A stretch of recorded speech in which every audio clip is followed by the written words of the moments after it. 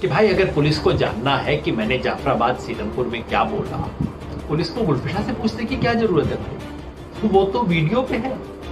Police ने वैसे भी अपना वीडियो बनाया होगा, पुलिस ने वीडियो नहीं बनाया होगा तो मैंने वीडियो बनाया है। और आज नहीं दूर दे रहा, मैं पहले दिन से फेसबुक पे लगा हुआ है। आप जाके मेरी फेसबुक पे देख लीजिए, इसमें क्या खुफिया बात है।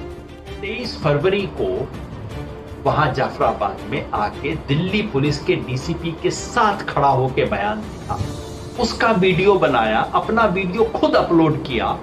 दुनिया भर में दिखाया जा रहा है कि भड़काऊ वीडियो ये होते हैं। यहां तक कि फेसबुक तक को इसके ऊपर टिप्पणी करनी पड़ी और कहा कि नहीं ऐसी भड़काऊ चीजों को हम हटाते हैं। सारी दुनिया को वीडियो दिख गया, दिल्ली पुलिस को लगता है अभी तक नहीं दिखा। जस्टिस मुरलीधरन ने हाईकोर्ट में वो वीडियो दिखा के बोला, पुलिस से बोला आपने वीडियो नहीं देखा इनका? उन्होंने कहा नहीं जी हम जांच करेंगे। उन्होंने कहा मैं अभी दिखा देता हूं आपको। हाईकोर्ट के अंदर चला के उन्होंने दिखा दिया। असली ट्रेजेडी ये है कि इस देश के सब लोगों को संदेश दिया जा रहा है कि अगर तुम संविधान की दुहाई दे के अहिंसक तरीके से, लोकतांत्रिक तरीके से प्रोटेस्ट करोगे तो जेल में जाओगे। हाँ, सड़क पे खड़े होके गुंडाई करोगे, गोली का नाम लोगे तो कोई बात नहीं। बस अगर बीजेपी आपके साथ है चिंता मत करो, कुछ नहीं। ये देश में लोकतंत्र के दरवाजे पर खबर आई साहब, आपने देखा होगा पीटीआई की तरफ से खबर आई कि Yadav, Yechury and others named as co-conspirators. Co-conspirator मतलब षड्यंत्र करने में भागीदार की तरह उनका नाम आया है। दिल्ली पुलिस ने एक चार्जशीट फाइल की है। चार्जशीट क्या है? फिर मैंने चेक किया वो चार्जशीट क्या है। चार्जशीट में एक पेज पर मेरा नाम है। ये चार्जशीट है, chargesheet number 50 number, FIR number 50 है, जो जाफराबाद में एक 17 साल के बच्चे की मृत्यु हुई थी सीलमपुर जाफराबाद इलाके में दिल्ली दंगों के दौरान। एक 16-17 साल के बच्चे को पहले चोट लगी, आखिर उसकी मौत हो गई। उस बच्चे की मौत के बारे में ये पूरी की पूरी चार्जशीट है। चार्जशीट पहली बात तो ये मैंने देखी कि क्या मेरा नाम आरोपियों में है? नहीं है। दिल्ली पुलिस ने भी कल शाम तक क्लैरिफाई कर दिया कि नहीं, मेरा नाम, येचुरी का नाम एक्यूज्ड लोगों में नहीं है, तो चार्जेस हमारे खिलाफ नहीं है उस मर्डर के। तो फिर हमारा नाम कैसे है? हमारा नाम एक गवाह के बयान में है, जिसको बोला जाता है डिस्क्लोजर स्टेटमेंट। एक गवाह है गुलफिशा के नाम से जो बयान वहां दर्ज हुआ है, उस बयान में हमारा नाम है, मेरा नाम है सीताराम। मैं एग्जैक्टली बयान आपको पढ़ के सुना दूंगा, पर ये डिस्क्लोजर स्टेटमेंट होता क्या है ये आपको पता होना चाहिए। ये अभी कोई विटनेस का बयान नहीं है। ये नहीं है कि किसी ने गीता कुरान के ऊपर हाथ रख के शपथ लेके कहा हो कि मैं बोल रही हूँ, सच बोल रही हूँ, सच के अलावा कुछ नहीं बोल रही हूँ, जैसा फिल्मों में देखते हैं, वैसा कुछ नहीं है। ये पुलिस कह रही है कि हमारे साथ बातचीत में गुलफिशा ने हमें ये बताया। ये पुलिस का बयान है, गुलफिशा का नहीं है। पुलिस कहती है कि उसका बयान है। उसके मुंह में जो बात डाली गई है वो ये है, अंग्रेजी में है बयान। वो वहां के बारे में कह रही हैं जाफराबाद सीलमपुर में क्या हो रहा था। तो speeches were made at picket sites by presenting Devangana and Natasha as JNU scholars and telling me the local educated so that the less educated people could be tricked and our talk could have more effect, which was misconstrued CAA. People started explaining to them that they felt that this law was anti-Muslim. अंग्रेजी खराब है, आप चिंता मत कीजिए। Basically वो ये कह रहे हैं, गुलफिशा कह रही हैं कि नताशा वगैरह ने आके मेरा दिमाग खराब कर दिया और ऐसी बातें हमारे दिमाग में भरनी शुरू की। गुलफिशा वास्तव में कह रही है नहीं हम जानते नहीं, वो तो जब कोर्ट में मामला आएगा तब वो अपना मुंह खोलेगी, तब पता लगेगा। पुलिस उनके मुंह में बातें डाल रही है। और उसके बाद कहती है the crowd has started growing and according to the plan big leaders and lawyers started coming in to provoke and mobilise this crowd including Umar Khalid, Chandrashekhar Ravan, Yogendra Yadav, Sitaram Yechury and lawyer Mehmood Pracha, Chaudhary Mateen etcetera.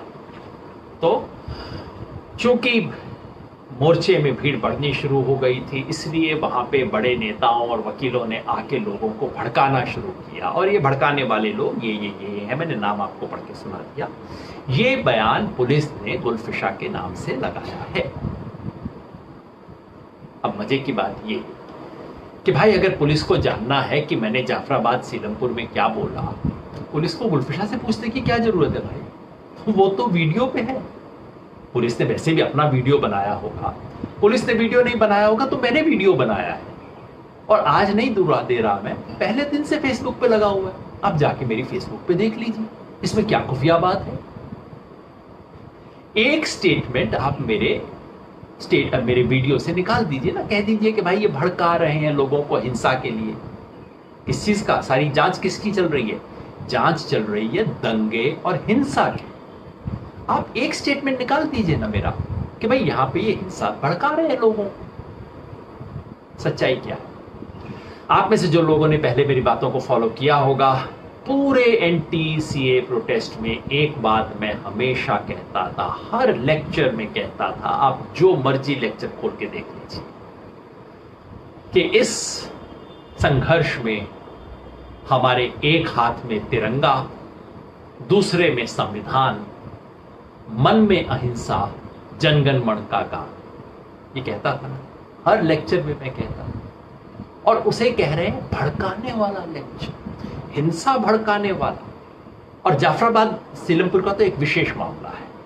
Jafrabad Seelampur ये वही इलाका है जहां पे महिलाएं सड़क पे आ गई थी, जहां फिर आके कपिल मिश्रा ने उनको सामने धमकाया था, फिर उसके बाद जहां से शुरुआत हुई थी। 24 फरवरी को जब वहां दंगा शुरू नहीं हुआ था, हालात बहुत टेंस थे, तो वहां मैं, प्रोफेसर अपूर्वानंद और कई साथी, हम सब लोग 8-10 लोग वहां पे गए। वहां हमने महिलाओं से हाथ जोड़ के रिक्वेस्ट किया, आप हट जाइए यहां से, हमारे लिए अच्छा नहीं। आपकी बात सही है, आपका मुद्दा सही है, लेकिन ये तरीका सही नहीं है सड़क रोकने वाला, आप कृपया छोड़ दीजिए। उन्होंने बात नहीं मानी। जब बात नहीं मानी तो प्रोफेसर अपूर्वानंद और मैंने माइक लेके वहां भाषण दिया, कहा कि आपके दोस्त के नाते हम कह रहे हैं, कृपया सड़क पे मत बैठिए, कोई छोटे से छोटा मौका भी मत दीजिए किसी को इस आंदोलन को बदनाम करने का। अरे मैं आज नहीं कह रहा, ये स्पीच भी फेसबुक पे, आप जाके देख लीजिए। 24 फरवरी को मेरे फेसबुक पे मैं लिंक भी डाल दूंगा, आप देख लेना, सुन लेना स्पीच को क्या है। उसको पुलिस इसमें डाल रही है। खेल क्या है? किसी तरह से नाम डाल।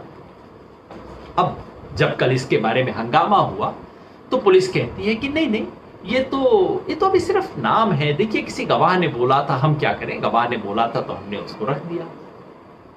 गवाह ने बोला था, आपने गवाह की बात रिकॉर्ड की थी। इसमें एक मजे की बात और है, वो ये कि जो बाकी 2 गवाह हैं, बाकी 2 एक्यूज्ड हैं, नताशा और कलिता, इन दोनों का भी पुलिस ने इसी तरह से बयान रिकॉर्ड किया। और जब हमने कंपेयर किया तो पता लगा दोनों का बयान एग्जैक्टली एक जैसा है, और तो और दोनों के बयान में स्पेलिंग मिस्टेक भी एक जैसे हैं। अब आप बताइए, इन दोनों ने बयान दिया था और ऐसा संयोग हुआ कि दोनों ने पुलिस को बोलते हुए एग्जैक्टली वही शब्द उसी तरह से इस्तेमाल किए, वही स्पेलिंग मिस्टेक किया, या कि पुलिस बैठी हुई बना रही? फोर्जरी है, फैब्रिकेशन है, बैठ के बनाए जाते हैं बयान, तो उन्होंने थोड़ी दिए हैं। इसी तरह से सब हुआ। ये जो मामला है जिसके अंदर कल चार्जशीट जो आई है, उस मामले में हुआ क्या? जैसे मैंने आपको बताया, 17 साल के एक लड़के का, मुस्लिम लड़का था संयोग से, उस लड़के की मौत हुई, चार्जशीट दाखिल हुई। अब आप सोचेंगे चार्जशीट इस बारे में दाखिल हुई होगी कि बच्चे को किसने मारा। भाई कोई व्यक्ति मरा तो पहला सवाल तो ये पूछेंगे ना, कैसे मरा, पत्थर लगा, क्या लगा, गोली लगी, कैसे लगी, किसने मारी, कहां हुआ, क्या स्थिति हुई। इसमें चार्जशीट को दिलचस्पी नहीं है। चार्जशीट को दिलचस्पी ये है कि जिस प्रोटेस्ट और धरने की वजह से माहौल बना, वो माहौल बनाने में कौन लोग शामिल थी। नताशा और कंगना और गुलफिशा, इन पे आरोप नहीं है कि उन्होंने इस लड़के को हाथ भी लगाया, ये आरोप ही नहीं है। वो कैसे सकता था, कोई मतलब नहीं था। तो एक हत्या हुई और पुलिस को इसमें दिलचस्पी नहीं है कि किसने गोली मारी, किसने पत्थर मारा, किसने उसकी जान ली। मतलब इससे है कि आपके समर्थन में कौन खड़ा था, जिसके भड़कावे में आके आप बाहर आए, इसके बारे में चार्जशीट हो रही। आप सोचिए हो क्या रहा, जो हो रहा है इसके बारे में मैं कुछ सवाल पूछना चाहता हूं और मेरी उम्मीद है ये सवाल आप भी पूछेंगे। उम्मीद है ये सवाल टेलीविजन चैनल भी पूछेंगे, क्योंकि आने वाले कुछ दिनों में टेलीविजन चैनल पे खूब चलने वाला है मामला। जब आए तो ये सब सवाल पूछने चाहिए। पहला और सबसे बुनियादी सवाल ये है कि भाई आप किसी कॉन्स्पिरेसी की इन्वेस्टिगेशन कर रहे हो, या कि ये जो इन्वेस्टिगेशन आप कर रहे हो खुद ये कॉन्स्पिरेसी है। क्यों कह रहा हूं मैं इसलिए कह रहा हूं कि 25 फरवरी को, यानी कि जिस दिन दिल्ली में दंगे पीक पे थे, खत्म हुए, उस वक्त होम मिनिस्टर अमित शाह जी दिल्ली के चीफ मिनिस्टर अरविंद केजरीवाल से मिले और उन्होंने कहा कि ये स्पॉन्टेनियस, स्वतः स्फूर्त दंगे थे। उसके बाद होम मिनिस्टर अमित शाह ने कहा कि ये तो यूपी के लोगों को बुला के दंगे करवाए गए थे। लेकिन 11 मार्च को पलट गए। 11 मार्च को लोकसभा में अमित शाह जी ने बोला ये सुनियोजित दंगे थे, कॉन्स्पिरेसी थी, और उसके पीछे कौन संगठन थे? यूनाइटेड अगेंस्ट हेट, और एक दो संगठनों का नाम भी ले दिया। तो अब आप देखिए, इन्वेस्टिगेशन उसके बाद शुरू होता है। तो देश के होम मिनिस्टर, जो कि दिल्ली पुलिस के भी इंचार्ज हैं, उसने इन्वेस्टिगेशन शुरू होने से पहले कंक्लूजन बता दिए। अब दिल्ली पुलिस इन्वेस्टिगेशन कर रही है। क्या दिल्ली पुलिस इन्वेस्टिगेशन करके कहेगी नहीं होम मिनिस्टर ने झूठ बोला था पार्लियामेंट के सामने, ऐसा कुछ हुआ नहीं है? जो हो रहा है वो ये कि कंक्लूजन पहले दे दिया गया, आंसर पहले दे दिया गया, अब क्वेश्चन बनाया जा रहा है जिसके लिए वो आंसर ठीक होगा। क्या ये इन्वेस्टिगेशन है? पहला सवाल। दूसरा सवाल कि आप, दिल्ली पुलिस क्रोनोलॉजी बताती है, ऐसे हुआ, ये हुआ, वो हुआ। तो क्रोनोलॉजी के अंदर एक चीज दिल्ली पुलिस मिस कर जाती है कि इस देश के मंत्रिमंडल, केंद्रीय मंत्रिमंडल के सदस्य अनुराग ठाकुर जी एक पब्लिक रैली में 27 जनवरी को स्टेटमेंट देते हैं, नारे लगवाते हैं। क्या था नारे? वो बोलते हैं देश के गद्दारों को, वहां से जवाब आता है गोली मारो साहब। ये सब हुआ ना, सब टीवी के ऊपर है, कोई छुपी हुई चीज नहीं है। और जब ऐसे नारे लगाते हैं, मुझे पता होता है, जब मैं कहता हूं इंकलाब, मुझे पता होता है सामने से मुर्दाबाद नहीं आने वाला, जिंदाबाद आने वाला है ना। तो देश के केंद्रीय मंत्रिमंडल के सदस्य वहां पे नारा लगवाते हैं गोली मारो का, और उसके 2 दिन बाद गोली चलती है। लेकिन ये दिल्ली पुलिस की क्रोनोलॉजी से बाहर है। क्यों साहब, क्या हुआ? ये बात तो सारी दुनिया को पता थी, आपको दिख नहीं रही क्या? तीसरा सवाल कपिल मिश्रा जी के बारे में। कपिल मिश्रा जी ने 23 फरवरी को वहां जाफराबाद में आके दिल्ली पुलिस के डीसीपी के साथ खड़ा होकर बयान दिया, उसका वीडियो बनाया, अपना वीडियो खुद अपलोड किया। दुनिया भर में दिखाया जा रहा है कि भड़काऊ वीडियो ये होते हैं। यहां तक कि फेसबुक तक को इसके ऊपर टिप्पणी करनी पड़ी और कहा कि नहीं ऐसी भड़काऊ चीजों को हम हटाते हैं। सारी दुनिया को वीडियो दिख गया, दिल्ली पुलिस को लगता है अभी तक नहीं दिखा। जस्टिस मुरलीधरन ने हाई कोर्ट में वो वीडियो दिखा के बोला, पुलिस से बोला आपने वीडियो नहीं देखा इनका? उन्होंने कहा नहीं जी हम जांच करेंगे। उन्होंने कहा मैं अभी दिखा देता हूं आपको। हाई कोर्ट के अंदर चला के उन्होंने दिखा दिया। वो वीडियो आज तक दिल्ली पुलिस को कुछ ऑब्जेक्शनेबल नहीं लग रहा है। और ये कपिल मिश्रा जी की एकमात्र हरकत नहीं थी। दिसंबर से फरवरी तक वो 4 ऐसी हरकत कर चुके थे, सब रिकॉर्ड पे। आपको अपूर्वानंद का सॉफ्ट से सॉफ्ट बोलना सुन जाता है, और कपिल मिश्रा जो खुल के इस तरह की दबंगई कर रहे हैं, वो दिल्ली पुलिस को नहीं दिखती है। अरेस्ट छोड़ दीजिए, एफआईआर छोड़ दीजिए, नाम नहीं है उनका, उनसे इन्वेस्टिगेशन नहीं हुआ है, एक सवाल नहीं पूछा गया है उनसे। तीसरा सवाल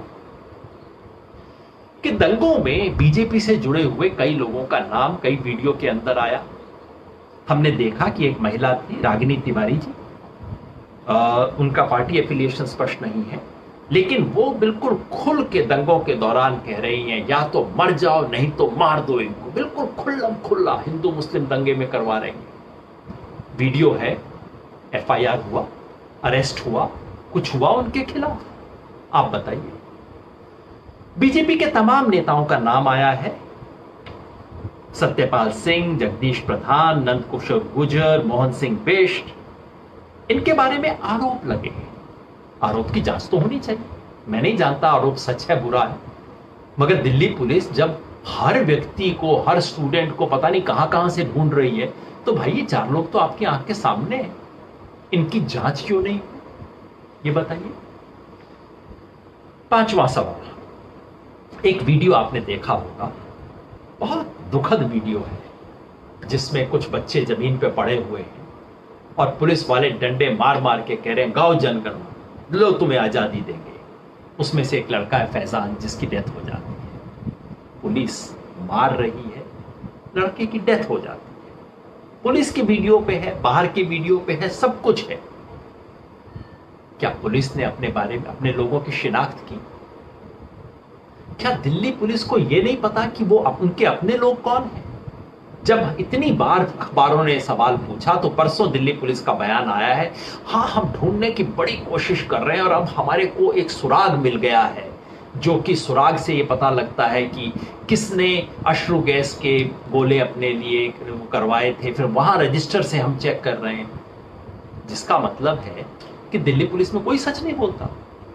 दिल्ली पुलिस के कमिश्नर सिर्फ ऑर्डर नहीं दे सकते थे कि बताइए मुझे कौन व्यक्ति है, नहीं बताएंगे तो जिस जिसको पता था सब बर्खास्त हो जाएंगे। 24 घंटे में जवाब आपको आ जाता। दिल्ली पुलिस अपने व्यक्ति को नहीं ढूंढ पा रही है, 6 महीना हो गया है। क्या हो रहा है?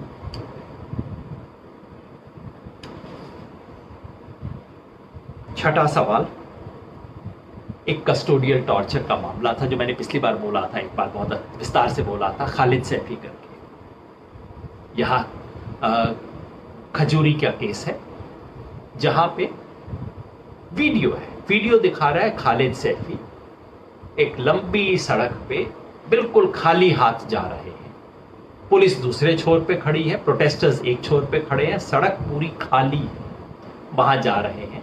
जाते ही पुलिस उनको पकड़ती है, एक व्यक्ति एक तरफ से एक कॉलर पकड़ता है, दूसरा बांह पकड़ता है और उनको लेके जा रहे हैं। ठीक है। उसके 6 घंटे बाद पता लगता है कि खालिद सैफी के टांग टूट गए, हाथ टूट गया, बुरी तरह से टॉर्चर, और वो मजिस्ट्रेट के सामने पेश हो गए। क्या हुआ? दिल्ली पुलिस कहती है कि कुछ धक्कम धक्के में लोगों ने उन पे हमला कर दिया। ये सब पुलिस के बयान है कि भीड़, मतलब स्टैम्पीड हो गई, उसके अंदर वो हो गया। अरे कहां की स्टैम्पीड हो गई भाई? वीडियो है जो दिखाता है कि आप उसको ले जा रहे हो थाने के अंदर। थाने के अंदर कहां से स्टैम्पीड हो गई? मैं खालिद सैफी को मिला, मैंने जाके बात की, उन्होंने बताया, पुलिस स्टेशन में लेके गए, 1.5 घंटा बैठाए रखा। उसके बाद ऊपर फर्स्ट फ्लोर के गए और 10 पुलिस वालों ने उन पे एक निहत्थे आदमी को कमरे में बंद करके जिस तरह से मारा, तलवों में उनका पांव ऊपर करके तलवे पे डंडे से इतना मारा कि उनके टांग के हड्डी, ऊपर तलवे के इस तरफ जो है हड्डी फ्रैक्चर हो गई। और जो जो किया मैं आपको कैमरे पे बता नहीं सकता। सुन के मेरा शर्म से सर झुक गया, सुन के कि उनके साथ क्या किया गया, किन किन शब्दों का इस्तेमाल किया गया। आज तक आपने उसके बारे में एक भी जांच की? दिल्ली पुलिस के वहां पे थाने के अंदर आप टॉर्चर करते हैं, उसकी जांच नहीं करते। बाकी सब जांच करने का आपके पास समय 6 महीना हो गया। 7वां सवाल, इतने वीडियो आए हैं जिसमें पुलिस के लोग पत्थर चला रहे हैं, सीसीटीवी कैमरा तोड़ के एविडेंस डिस्ट्रॉय कर रहे हैं। इस सब के बारे में कोई भी किसी भी तरह की इंक्वायरी ऑर्डर क्यों नहीं हुई है अब तक? 8वां सवाल, कि तमाम लोगों को, जैसे खालिद सैफी का मैंने नाम लिया, नताशा है, इन सब लोगों को पहले साधारण चार्जेस में किया गया कि आपने दंगा किया, ये किया, वो किया। बाद में इन सब पे यूएपीए लगा दिया गया। यूएपीए मतलब अनलॉफुल एक्टिविटी प्रिवेंशन एक्ट, जो कि आतंकवाद का मुकाबला करने के लिए एक्ट बना था, इन पे वो लगा दिया गया सब पे। क्यों? क्योंकि दूसरे सब एक्ट में तो पता था एविडेंस है नहीं, एविडेंस है नहीं, जमानत मिल जाएगी, सबको मिल गई है। नताशा को जमानत, कलिता को जमानत मिल गई, खालिद सैफी को जमानत मिल गई है। लेकिन यूएपीए लगा दो, यूएपीए लगा दो तो अब जमानत कहां से मिलेगी? क्योंकि यूएपीए में, और ये कांग्रेस के जमाने का एक्ट है, सिर्फ बीजेपी के जमाने का नहीं है, कांग्रेसियों ने बनाया था। एक्ट ऐसा है कि आपको बेल लेने से पहले साबित करना पड़ता है कि केस निहायत झूठा है, नहीं तो आपको बेल भी नहीं मिलती यूएपीए के अंदर। वो यूएपीए इस पे क्यों लगाया गया? क्या दिल्ली पुलिस बता सकती है इसको? क्या सिर्फ एक नियत नहीं है इसके पीछे कि किसी भी तरह से केस साबित हो या ना साबित हो, इनको अंदर रखो। 9वां सवाल कि दिल्ली पुलिस इस तरह के जो कन्फेशंस है, ये बेसिकली कन्फेशन है, दिल्ली पुलिस अपनी तरफ से जो स्टेटमेंट बना रही है, इन सब चीजों को लीक क्यों किया जा रहा है?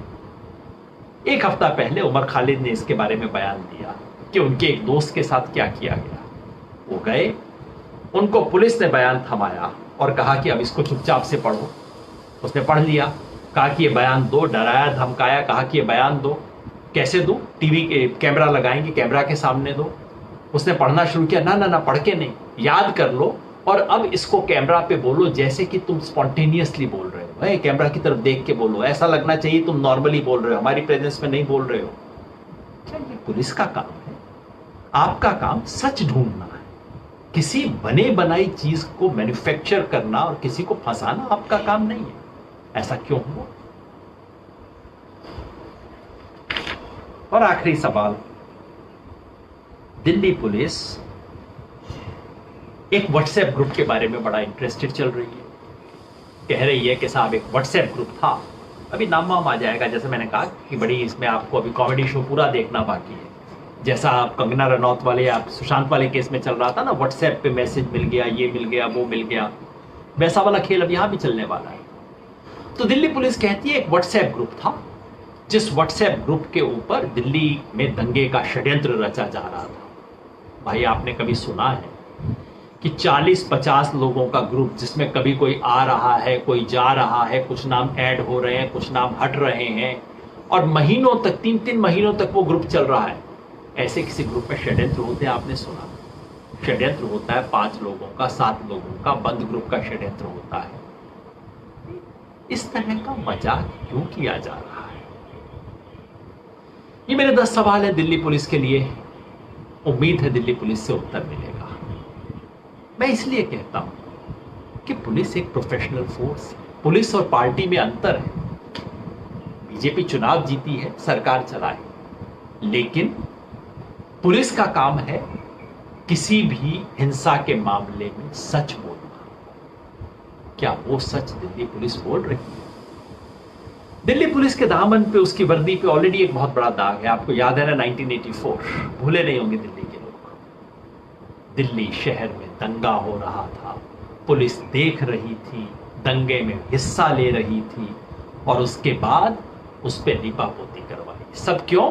क्योंकि उस समय की रूलिंग पार्टी चाहती थी कि दंगा हो गया, कोई बात नहीं, और उसके बाद उसके ऊपर लीपापोती, हमारे लोगों का नाम ना आ जाएगा। ये खेल हुआ था, हम सबको याद है 84 में क्या हुआ था। ठीक वैसा ही, उससे भी खतरनाक खेल अब हो रहा है।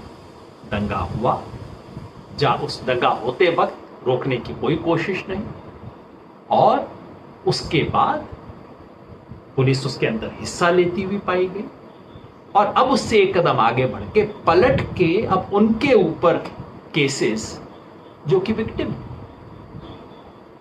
पलट के केस उस आंदोलन पे, एंटी सीएए आंदोलन पे, जिसने इस देश की संविधान की रक्षा के लिए आंदोलन किया। दिल्ली पुलिस क्या चाहती है, और खेल सारा यही है, इस सारे खेल का उद्देश्य ये है, anti CAA protest is equal to Delhi riot. ये लोग जो दिल्ली के चुनाव के वक्त खून के खेल खेल रहे थे, वोट के लिए हिंदू मुसलमान में दंगा करवाने, हिंसा करवाने, घृणा फैलाने का कोशिश कर रहे थे खुल के सड़कों पे, उन्होंने कुछ नहीं किया। और ये लोग जो गोली चलवाने के नारे डलवा रहे थे, उन्होंने कुछ नहीं किया। जो मरो और मारो की बात कर रहे थे, उन्होंने कुछ नहीं किया। जो गांधी का नाम लेते थे, जो संविधान की शपथ लेते थे, जो बाबा साहब अंबेडकर की बात करते थे, वो लोग दोषी। मतलब क्या कि एंटी सीए प्रोटेस्ट को अपने आप में आप अपराध घोषित कर दो, किसी की हिम्मत ना हो दोबारा खड़ा हो, कि एक नताशा को, कंगना को, गुलफिशा को, उमर खालिद को फंसाया जा रहा है। असली ट्रेजेडी ये है कि इस देश के सब लोगों को संदेश दिया जा रहा है कि अगर तुम संविधान की दुहाई दे के अहिंसक तरीके से, लोकतांत्रिक तरीके से प्रोटेस्ट करोगे तो जेल में जाओगे। हाँ, सड़क पे खड़े होके गुंडाई करोगे, गोली का नाम लोगे तो कोई बात नहीं, बस अगर बीजेपी आपके साथ है चिंता मत करो, कुछ नहीं होगा। ये देश में लोकतंत्र के दरवाजे बंद कर देगा। लाइक करें, सब्सक्राइब करें और शेयर करें।